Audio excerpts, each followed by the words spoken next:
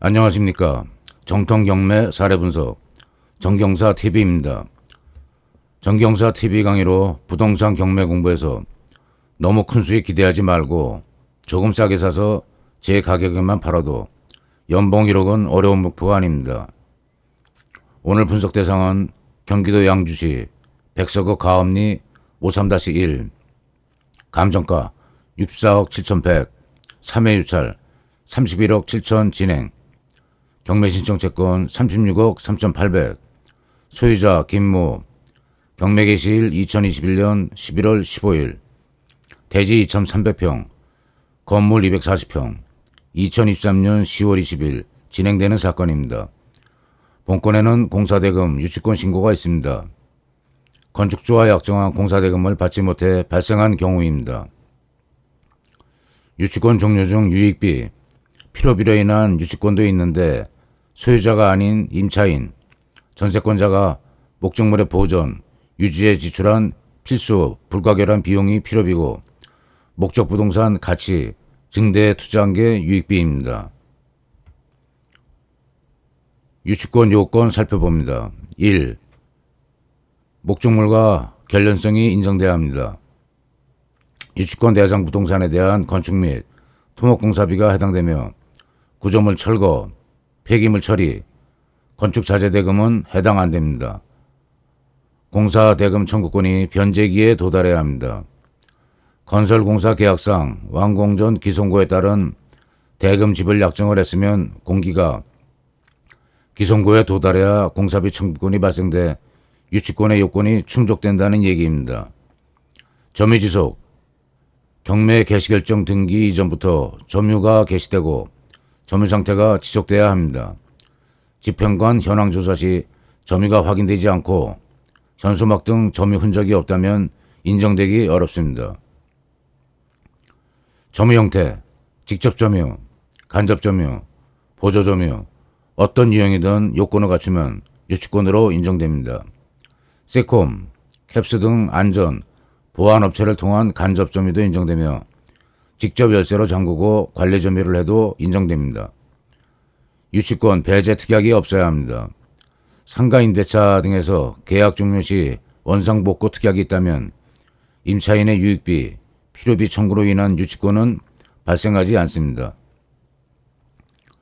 공사대금을 청구하는 경우에는 일정 공기에 들어간 공사비를 포기한다는 건 상상하기 어렵습니다. 단 부동산의 채권을 가진 금융기관에 유치권 포기서, 유치권 배제 특약서를 제출한 경우에는 유치권을 주장할 수 없습니다. 법률적으로 금반원 원칙입니다. 쉬운 얘기로 하면 한 입으로 두 말 못한다는 겁니다. 유치권자는 저당권, 확정일자 받은 임차인과 같은 우선 변제권은 인정되지 않습니다. 선량한 관리자 주의 의무, 유치물 점유 시 선량한 관리자 주의 의무가 주어지고 소유자의 승낙 없이 사용, 담보 제공은 허용이 안 되는데 성관 주의 의무 위배 시 소유자는 유치권의 배제 및 소멸을 주장할 수 있습니다.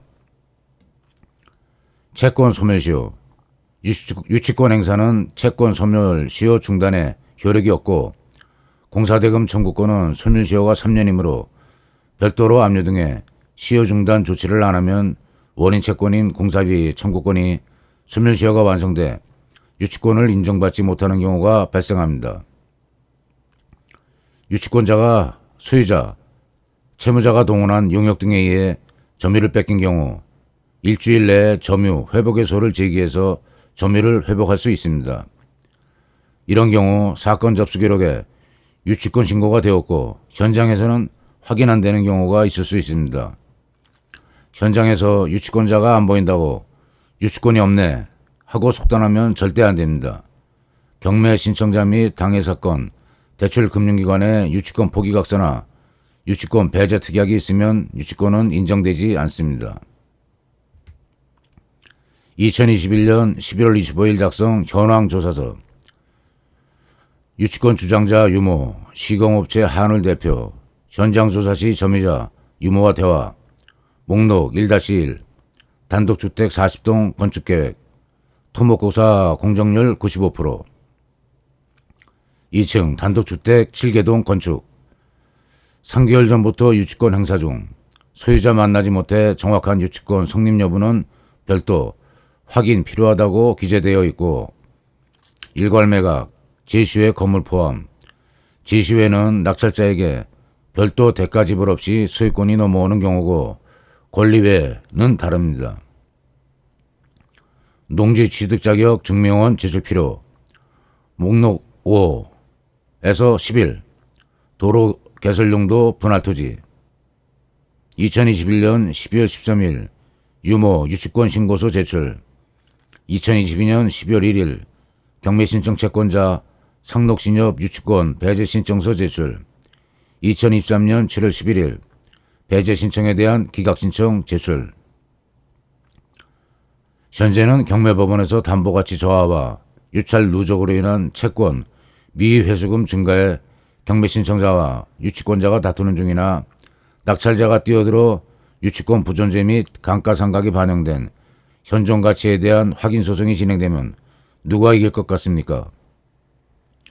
현황조사서에 유치권에 대한 기재가 없는 경우 매각 불허가 결정 사유가 된다, 아니다 라는 대립되는 견해가 존재합니다. 소송이 진행되는 경우 법무사, 변호사, 법무법인, 판사 의견이 엇갈리는 경우가 드문 경우는 아닙니다. 심지어 대법원 판례 합의부 사건에서도 거의 모든 사건에 소수 의견이 존재합니다. 입증에 필요한 객관적인 증거가 확보된 경우가 아니면 유치권 존부 확인 소송에 당사자가 되는 경우 대출이 어려워 자기 자금을 묶어놓고 대법원까지 3에서 5년 기약 없는 소송을 하게 되는데, 자금 효율 면에서 권할 만한 일은 아닌 것 같습니다. 본건에서 여러 자료를 참고하면 유치권 부존재 주장과 존재 주장이 팽팽하게 맞서고 있습니다. 경매 개시 결정일 2021년 11월 15일 열흘 뒤에 작성된 현황조사서에 의하면 유치권자가 점유를 하고 있으며, 개시는 3개월 전부터라는 기록이 있기 때문에 유치권에 대한 부정적 판단을 쉽게 할 수 없습니다. 유치권 관련 판례를 몇 개 살펴봅니다. 건물이 아닌 토목공사 비용이 유치권으로 인정되는지. 일반적으로 유치권은 건물 공사비로만 착각하기 쉬운데 토목공사비에 대한 유치권도 인정하고 있습니다. 다만 기존의 토지를 대지로 조성하고 집안, 보강공사 등을 통해 토지 가치가 상승해야 인정됩니다. 판례 1. 유치권 목적물 결련 채권의 존재. 목적물 점유의 계속 등을 주장하는 당사자가 입증 책임을 부담합니다. 유치권의 존재를 주장하는 측이 입증을 못하면 상대방은 승소하는 겁니다. 판례 2. 유치권 행사는 소멸시효, 중단의 효력이 없습니다. 유치권의 원인 채권인 공사비 청구권으로 압류 등의 채권 보존 절차를 별도로 해야 합니다. 판례 3. 상대방이 점유를 침탈하면서 각호실 도어락 비밀번호를 교체한 경우 유치권자가 도어락 손괴하고 다시 열쇠를 바꾸면서 비밀번호를 변경한 행위는 사회상규상 크게 어긋나지 않는다라는 판결입니다. 판례 4. 공사대금 미지급으로 인한 지체보상금은 도급인이 해지를 하고 다른 업자에게 공사를 발주할 수 있는 시기가 기준이다 라는 판례입니다. 판례 5. 점유 개시와 점유 지속은 유치권 성립요건이자 존속요건입니다.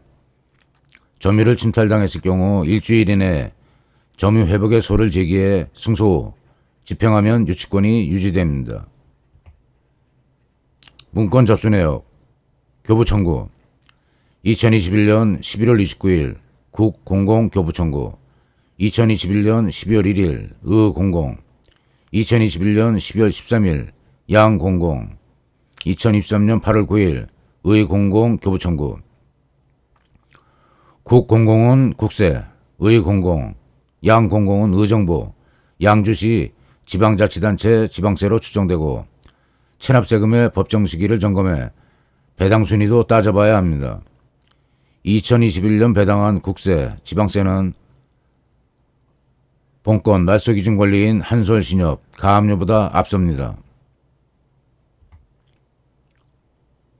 물권 명세서 기재 내용, 병합사건, 2022 타경 626, 2022 타경 923, 말소기준권리, 2022년 1월 27일, 한솔신역 가압류, 말소기준권리는 저당권, 가압류, 압류, 경매 개시결정 등기, 배당 신청한 전세권 등이 있는데 본건에서는 한솔신역 가압류입니다. 점유자 한솔유모, 목록사 농지 취득 자격 증명은 필요, 도로개설 목적 분할 토지에 전용허가 받았는데 농지 증명 요구가 이상하지만 물권 명세서에 기재한 대로 하는 게 안전합니다. 목록 6. 지역권 말소 안됨, 소유권의 부종. 부종이란 주된 권리에 따라간다는 뜻입니다. 목록 17에서 32. 지목은 전, 목장용지이나 현황은 대지, 지상건물 준공 전이고 급배수, 전기는 연결 안됨. 유치권자 한올대포 유모가 성형개발가, 주택공사 및 토목공사 6억 2,100만원, GM토건 도급받은 철근 콘크리트, 기타 토목 등 6억 5천만원, 은행이자 재반비용, 유치권 합계 13억 신청. 유치권 소송 진행 과정.